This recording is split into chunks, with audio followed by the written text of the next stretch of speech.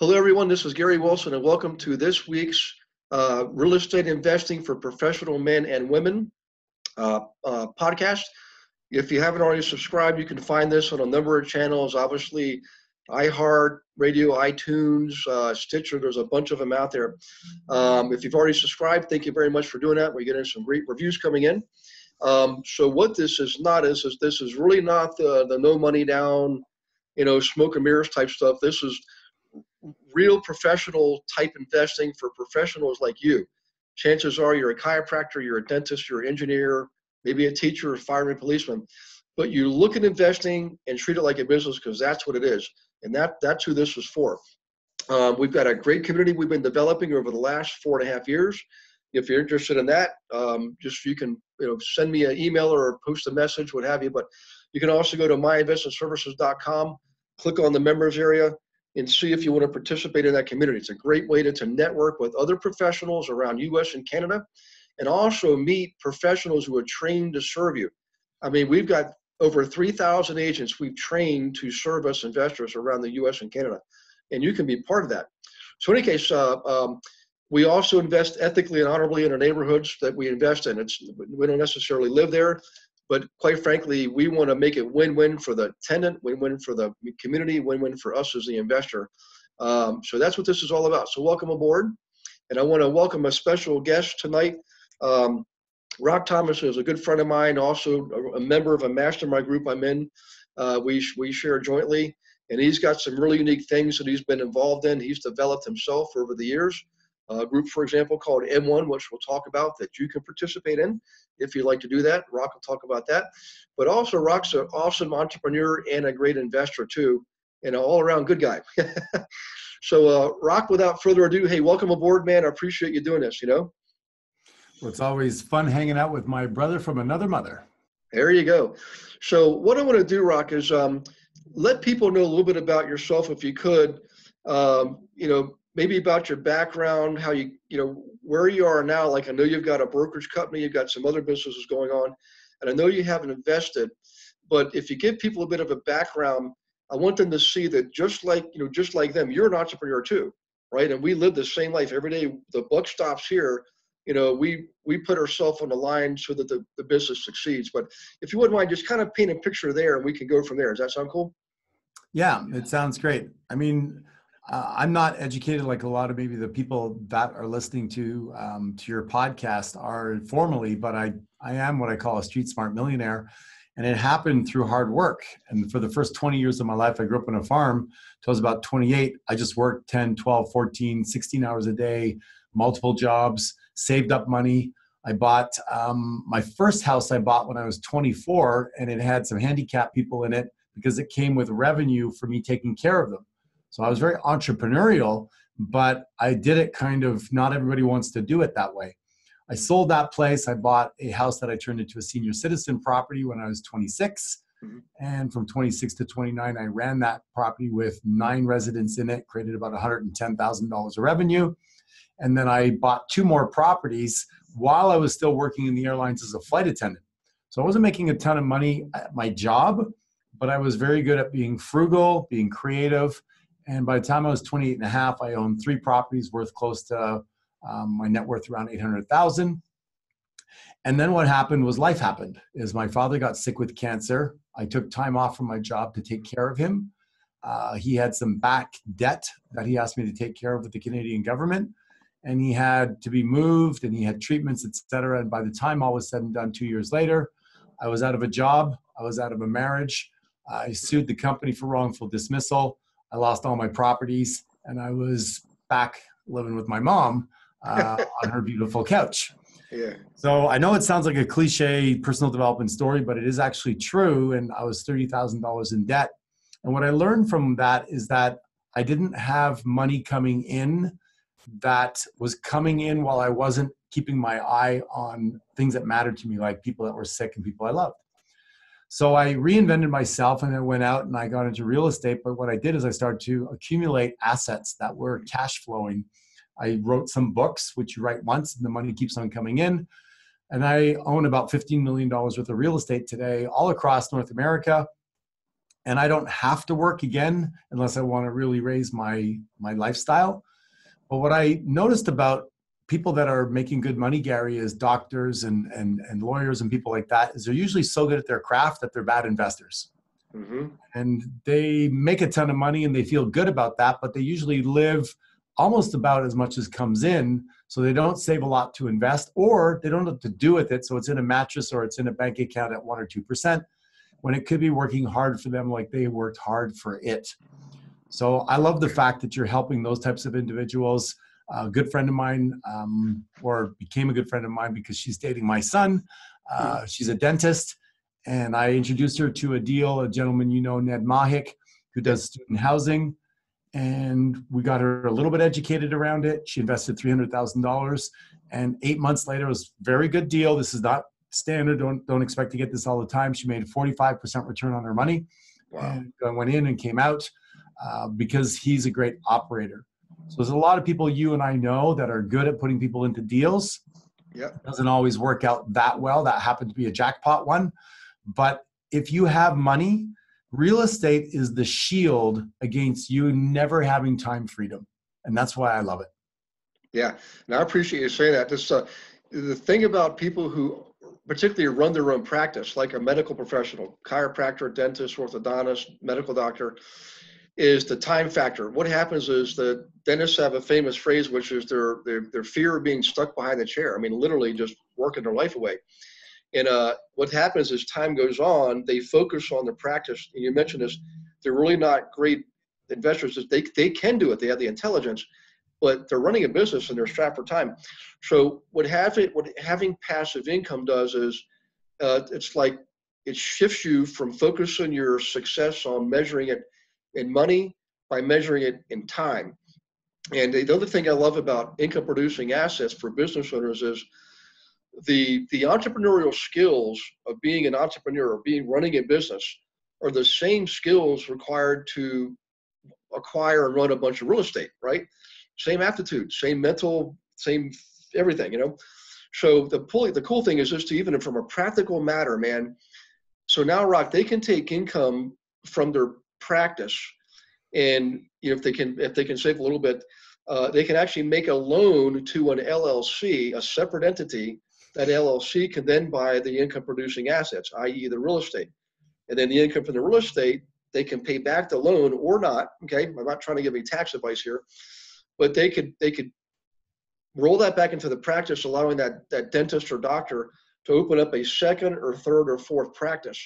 Now you've got that magical combination of business ownership and passive income coming in to help them be the rainmaker. And really, I mean, perfect example, you know Stephen Hatcher, right? He's one of our GoBundance mastermind brothers. Perfect example. Great practice down in North Carolina. Guy's got probably a couple hundred units, right? 250 some odd units. And wonderful guy, wonderful dad. He takes care of his own dad, helping him invest, things like that. So there's a lot of good examples out there of professionals who do invest successfully that doesn't have to consume them. It buys them that time you were talking about, buys them that freedom, So why aren't more of them doing it, do you think? Yeah, honestly, I think a lot of times they're caught up in the minutia of life and running a business. So even though the information's out there, you and I both have had a lot of training, a lot of mentorship. And when I first started years ago, and I was probably in my early 30s, I cracked open my first Tony Robbins book, and I found it at one of my rental properties. And I'm like, hey, look at this thing, Awaken the Giant Within. I was like, bam, just turned on my whole world of learning. And ever since then, I've been almost an addict. Like it's like addictive. You learn, you want to learn more. So I wish every person who owns a practice or has a business life, you own a business, would take time to develop yourself personally. Because I will tell you this, be the first to admit it. I can teach you all the practical stuff, but success is an inside job. You develop yourself internally first. And what happens is you have what I call alignment, like what you're doing personally aligns with what you're doing professionally. You measure your success in time. You can use the money to buy yourself experiences in life and enjoy those relationships you have. But it all comes down to just what happens. Here's what it is, Rock. I can tell you exactly what it is. When the pain of staying the same becomes greater than the pain of the perceived change, then these folks will step forward and start making the change, you know? So I think also there must be a temptation when you're earning $100, $200, $300, $400, $500 an hour to want to be behind that chair or want to be you know, in court or what have you, because you're like, I can get that immediate gratification right now. The challenge with real estate I've learned is that most people don't understand how it works. So they look at buying a fourplex, which they go, I don't want to fix a toilet or get a call from a tenant, first of all. right. Then they look at, if I put down $200,000 and buy it for $1 million, I end up with $200, $400 a month cash flow. Why bother? But what they don't know are the phantom ways that you make money, and that it hockey sticks over a period of time. I'll give you a specific example. I bought a property in 1999, which is 19 years ago, for $781,000. Mm-hmm. It was hell to come up with the 125 down. It took everything I had, and I was scared out of my bejesus pants, right? I was like, what if anything goes wrong? Mm-hmm. And it was a stretch. However, 5 years later, I was able to remortgage it, refinance it, go back to the bank because the rents had gone up, and they evaluated it at $1.2 million. The mortgage by then was paid down, and I got another, I believe it was $600,000, and I went and bought another piece of real estate. Yeah. Now that's tax-free money, right?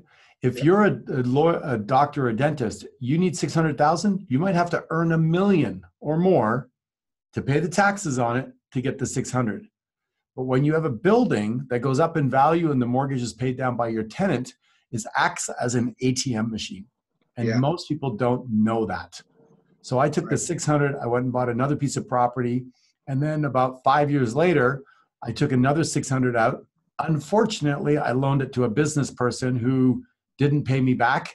So I got a really, really good education there. And then recently I remortgaged it. It's worth close to $4 million today. I took another $900,000 out. I bought a property in Saskatoon, and I bought another property in Montreal. So I now have another $3 million worth of property, all that came from with this one property. I have a mortgage of about 1.8, 1.7 million on it.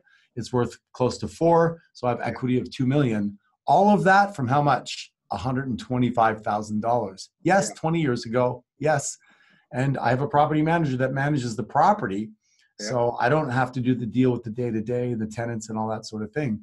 Right. So if you have cash coming in and you're not making the decision, like you said, Gary, is probably an internal conflict. You got to get in alignment. You got to get that mindset right. You got to read books like I wrote, how to get out of the rat race, your epic life blueprint. And we help people buy back their time, Gary. That's what I'm passionate about. So my mission is to help people get their life back so they can spend time with their loved ones, which unfortunately a lot of people don't do as much as they'd like to. Yeah. Well, I tell you what, I'm glad you got your book. I know you've got 2 books that I know you've written personally and you've been part of others, but if you wouldn't mind, Rock, would you mind sharing a little bit about that, about yourself and what you do for people? Because I'm an entrepreneur, obviously, you know that, and I built multiple businesses, and I can tell you, I found myself literally not even, it's like you get consumed in the tornado, you can't even see your way out. But the kind of stuff that you do for people helps them see their way out and like look at themselves objectively and really become their highest and best self. It's like, one of the things I love you say is just, hey guys, you know what?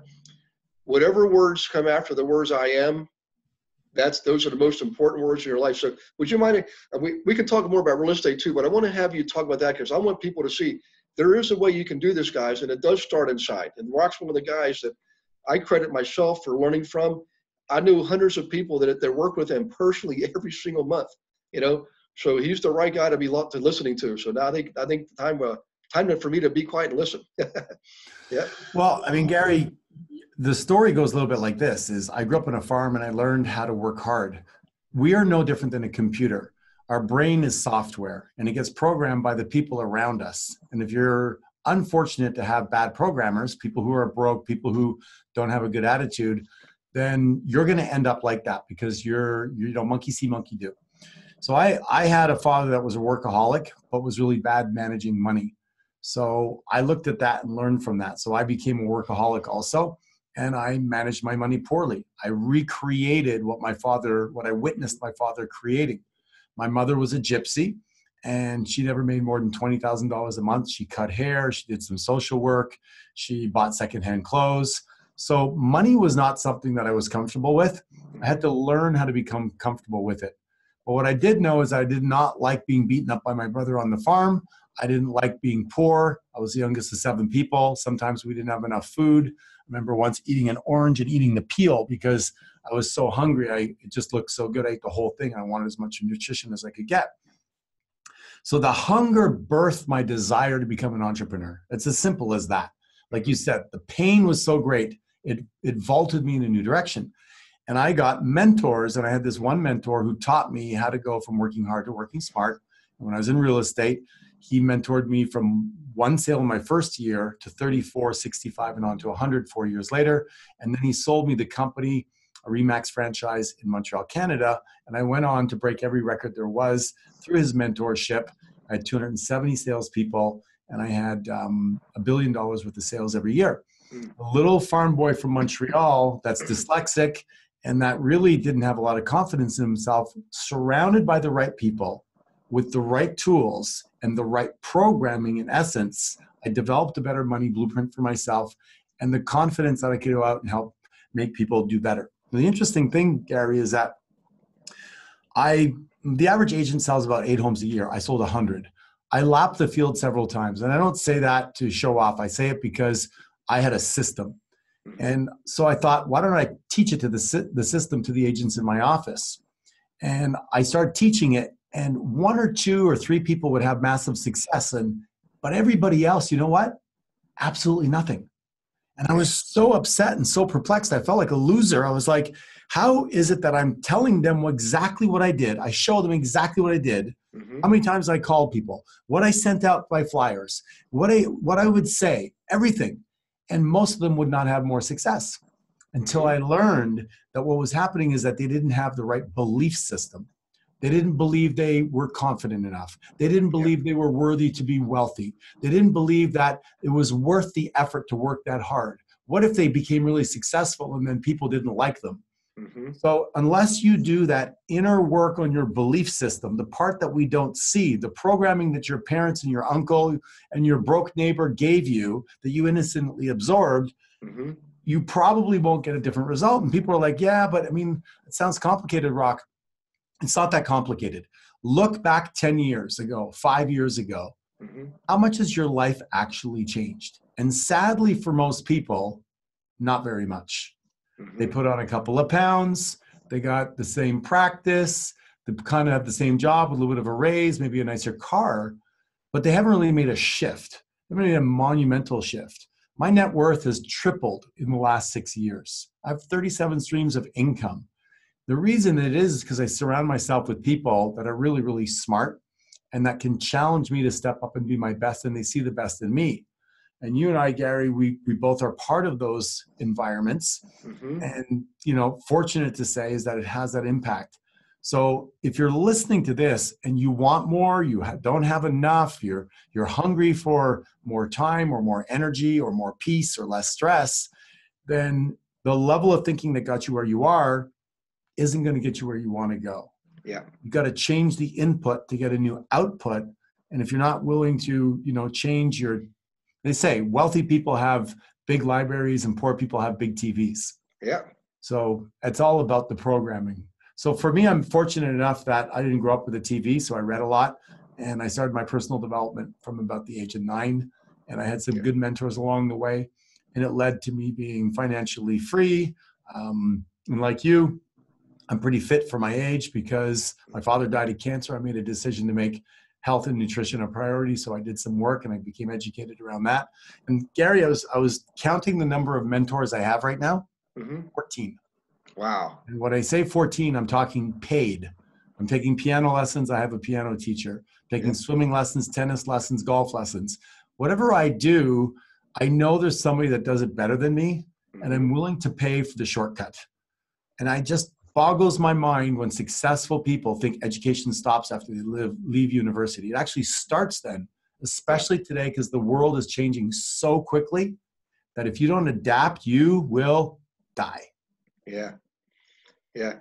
What's interesting is that one of the things I picked up on is, if you think about it, kind of paraphrasing, our best thinking got us where we are today.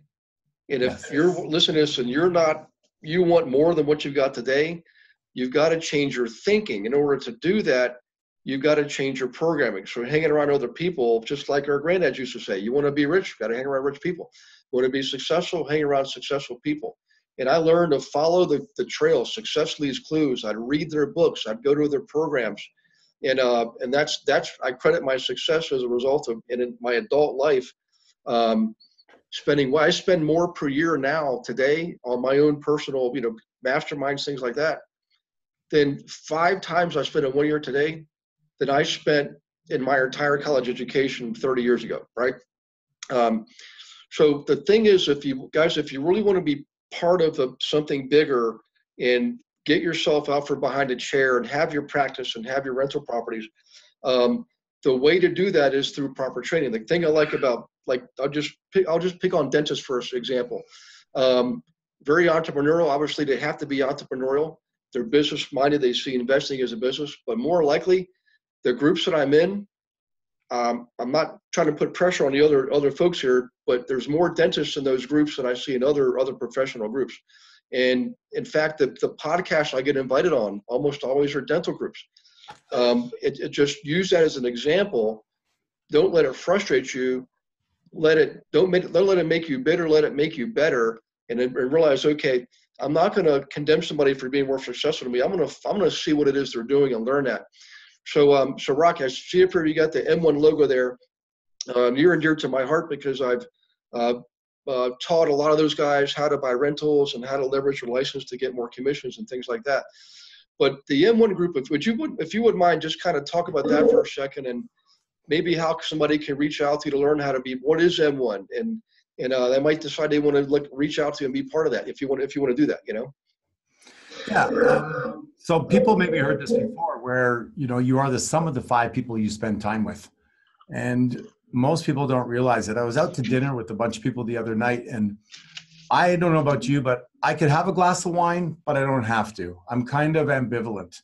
And they went around the table, and first guy goes, "Do you want some wine?" It was like, "No, I'm good." Next guy, "No, I'm good." Next guy, "No, I'm good." The other guy was like, "Yeah, I guess I won't either." And then the other guy was like, "Water's fine." And I was like, "Perfect. I'll drink water." So just being around people that have a tendency to make bold decisions or make healthy decisions or talk about investments or are comfortable with it, just through it like osmosis, you will naturally be affected by it, because the human spirit wants to belong and wants to connect. Mm-hmm. But most people don't realize that. Remember when you were a kid, people would say, "Oh, I don't want you hanging out with that little Johnny boy. He's a bad influence." Yeah. So our parents knew it, and our parents policed it for ourselves, yet we often don't police it for ourselves as adults. And we end up taking advice from our broke neighbor. We end up talking politics with the person across the street, even though it's not moving us forward. So I created a tribe of basically healthy, wealthy, generous individuals that want more out of life. And they don't apologize for wanting more. They go for it. They seize it. They talk about it. And when you get involved in that conversation, you start saying no to, the chocolate bar, the chocolate cake, the glass of wine. And you start saying yes to the things that you value. And the things that we value is passive income. So we start talking about it. We help each other create it. And we help people become free. I had a teacher who, a year and a half ago, he's a teacher. Today, he owns a couple of Airbnbs, and now he's a real estate salesperson. So he shifted his programming and became something that created a lot more wealth. And he's also a coach now in one of our communities. So he has so much more freedom in his life, Gary, that he's completely transformed from where he thought he was, even his formal education. So this group is about people getting together and aligning in their values, having weekly meetups, being held accountable to get the results that they say that they want, and driving through to create more.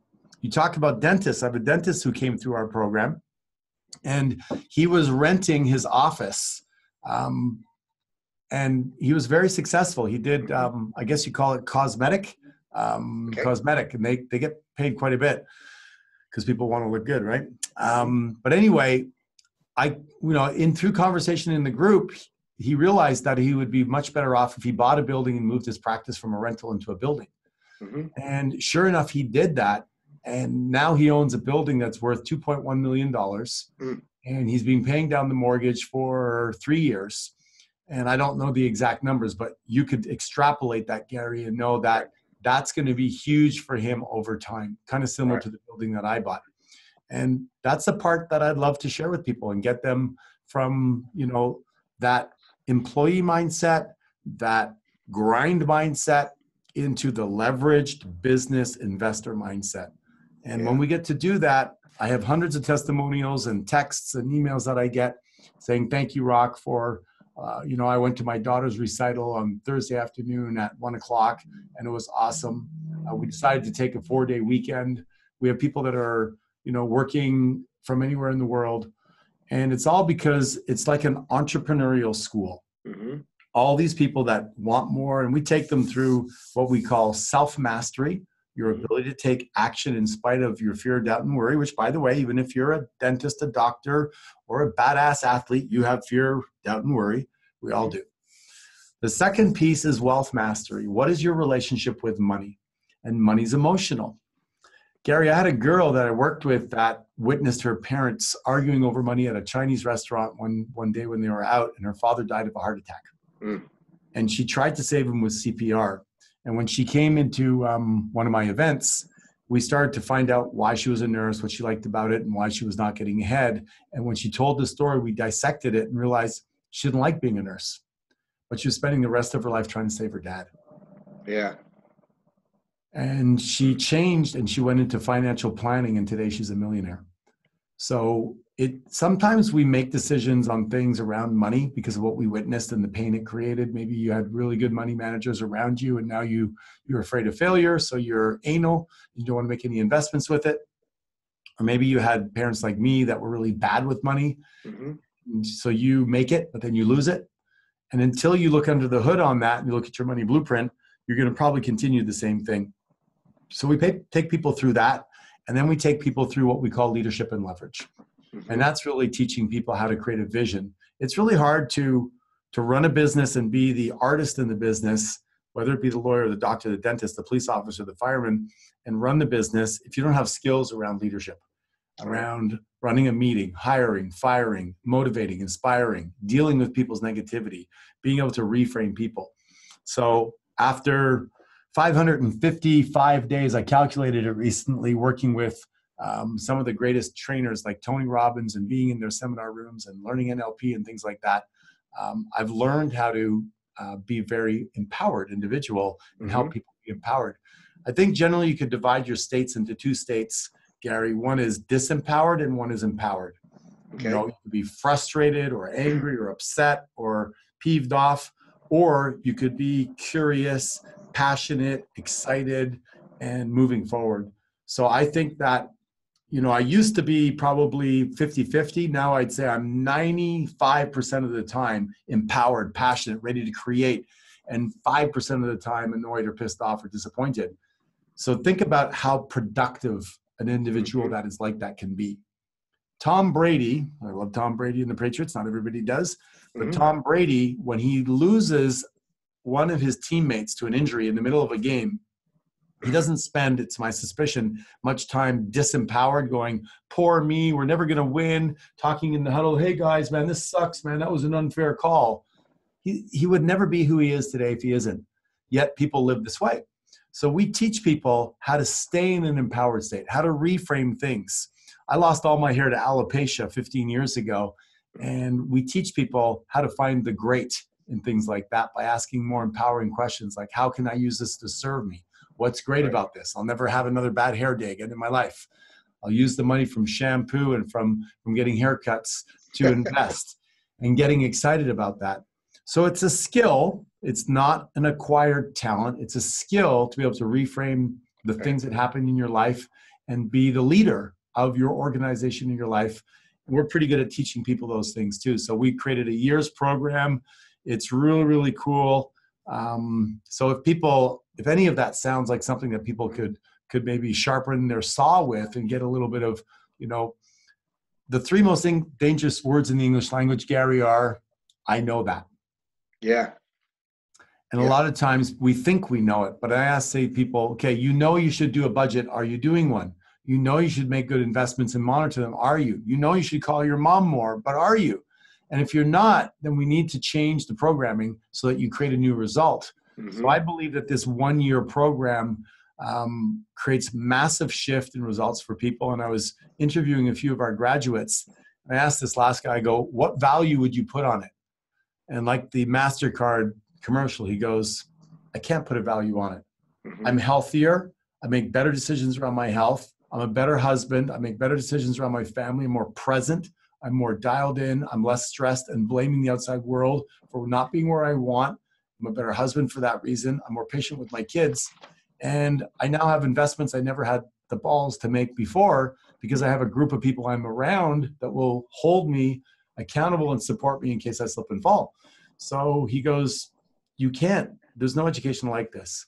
So I created it because I got tired of watching people come to the Tony Robbins event or other seminars and 2 years later come back trying to figure out how to get better. It's not enough to just drink from the well once a year. It's not enough to take a shower once a year and hope you're going to stay clean. And you don't go into the gym for 2 days on a weekend and hope to be in shape for the rest of your life. It's a steady diet of being around the right people, focusing on the right values, and making better decisions in a fast changing world that's going to allow you to grab life big and live an epic life. Yeah. The funny thing is, guys, is for those of you listening, I can vouch. I've coached a lot of rocks guys on it when it comes to investing and building a business around brokers and things like that. And of all the people, I've taught literally over 20,000 people over the years. The best ones are absolutely the ones that come from Rock's group. And it's just, they just have that mindset. It's a success mindset. They don't have a game plan not to lose. They have a game plan to win. There's a huge difference there. And they take action. They're education plus information plus action. That's the success formula. And so they educate themselves, develop themselves internally. And that's where it all starts. It's like the thing about taking a shower. Rock kind of said it, you don't do it once a year, you do it on a regular basis. Same thing with your personal development. I know it sounds like, man, I'm so busy, when can I do this stuff? I used to think the same thing. I would get up at 5 a.m. and force myself, actually 4:45, develop the habits every day of, prayer, meditation, exercise, reading. Years later, I met a guy named Hal Elrod, who has a book on the same exact subject. And that changed my life. Before 9 o'clock hits, I've accomplished more than most people do in an entire day. And I'm just telling you that's the mindset that it takes, and it's easy to achieve. It only looks like it may take more work right now because of where you are. But to get to the next level, doing this, being part of M1, for example, I've seen hundreds and hundreds of people just in the last few years go from where they are to where they want to be because of this program. So I vouch for it, guys, 100%. So thanks, Rock, for sharing that, man. Yeah, and I'll piggyback on what you just said. In my book, I wrote a chapter 8, called, rule number 8 is tell me what you do before 8 o'clock in the morning and after 8 o'clock at night, and I can predict your financial future for the rest of your life. Yeah. And the reason that is because I studied the most successful people in the world, all the way from Olympic athletes to triathlons to successful business people. It's really my passion is to look for the patterns that create success. Mm-hmm. And what you'll see is that most people can get through the margins of their life. It's what I call 9 to 5. Mm-hmm. You can stumble through that. You can sit at the coffee machine. You can be online. You can do your appointments. But what you do before and after is going to be the game changer. Yep. It's the things you do in private, like you mentioned, the prayer, the reading, the scribing, the education. I wrote all my books by writing a page first thing in the morning when I got up. So most people are like, well, I don't have time. When do I have time to write a book? Well, you get up and you write 15 or 20 minutes every day for 2 years and you have a book. Yeah. Not that simple, but it is that simple, is you just get in momentum. Yeah. And in the evening, I journal and I recap my day and I do my gratitude practice, and you change your attitude. When you change your expectations to appreciation, you start to change the way you feel. When you change the way you feel, you give off a different vibration. I'm sure people listening to this know that there's some people that walk into a room and they're just like, who is that person? You can tell by their physiology, by their energy, that there's somebody that loves life. There's somebody that appreciates everything that's going on, even when things aren't going the way they want, because they know that it's a gift, it's a lesson, it's a treat, it's a teacher. Mm-hmm. So people that don't develop that muscle of being grateful and of expecting lessons to come and learning from them, they become bitter. They become cynical. They get old quickly. They wish things are different. When was the last time you wished it would stop raining and it stopped raining? That doesn't work that way. Yeah. You don't wish for things, you create. You take action. You be grateful for your problems and you get better. And when you're around other people that do that, then it's a lot of fun because you co-create together. You run the 4-minute mile together. You buy duplexes together. You lose 20 pounds together, and you start to feel better. And what happens when you feel better? You can do more. Yep. Another thing that we teach is we teach people our proprietary time management system, which people tell me they get 10 hours a week more by using the Sunday system for success. So I'm very proud of that tool that we teach people within the environment. It takes a while to grasp it, but it's very simple. But because there's always a benefit to why you don't do things. Why do people not work out? They have a story around, I don't like to sweat. I don't have the time. I feel uncomfortable. I don't know what to do. I tried it. I didn't lose the weight or what have you. And that story keeps them stuck. When we change your story around time management, you will gain 10 hours a week. What is that worth to you? It better be a lot. Yeah.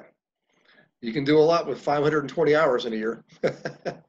You know? Damn. So, well, I tell you what, Rock, we're getting close to the time here, but how can people, if anybody listening to this is interested in learning more about M1 Group, any of the books you've read, what's the best way? How can they get a hold of you? Anything you can offer them? I would appreciate it. They would appreciate it too, you know?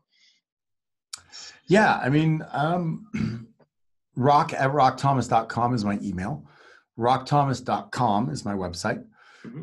And you'll find a lot of resources there, including free book and stuff like that.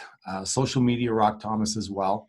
And if you want more about our mastermind group, you can go to gom1.com and learn more about it there, watch some videos. You can fill out an application. It's not for everybody. Certainly, if you mention that Gary, you came through Gary, we'll make sure to charge you double. No, just joking. But mention Gary, and we'll take really good care of you, because there's never anybody that hasn't worked with Gary that hasn't been a very integral, a person of integrity and a grounded person. I have the absolute most admiration for Gary's mission, and everybody that he's worked with in our group sings nothing but the praises about the fact, Gary, that you over-deliver, that you care more about people getting the result than you do about the amount of effort that you have to put into it. So we're happy to reciprocate and take care of your people for you as well. Yeah. Well, thanks I appreciate the positive remarks. And I want to say personally, Rock, thanks again for being part of this. I know it's, time of day when you're other things going on, and I appreciate you putting your personal time in this to help these folks out. I think I speak for a lot of people when I say that. For everybody listening again, go to gom1.com. We'll put it in the show notes. Check it out. If you haven't subscribed to this podcast, Real Estate Investing for Professional Men and Women, go ahead and do that. It doesn't cost anything. You can do the downloads. And so take advantage of what you learned tonight. The main thing is just put that step forward, take the step forward and take action. And look up Rock. I think you'll be pleased. And I'll see you guys on the next podcast. In the meantime, take care of yourselves. God bless you and your families. And we will see you next time. Take care, guys. Bye-bye.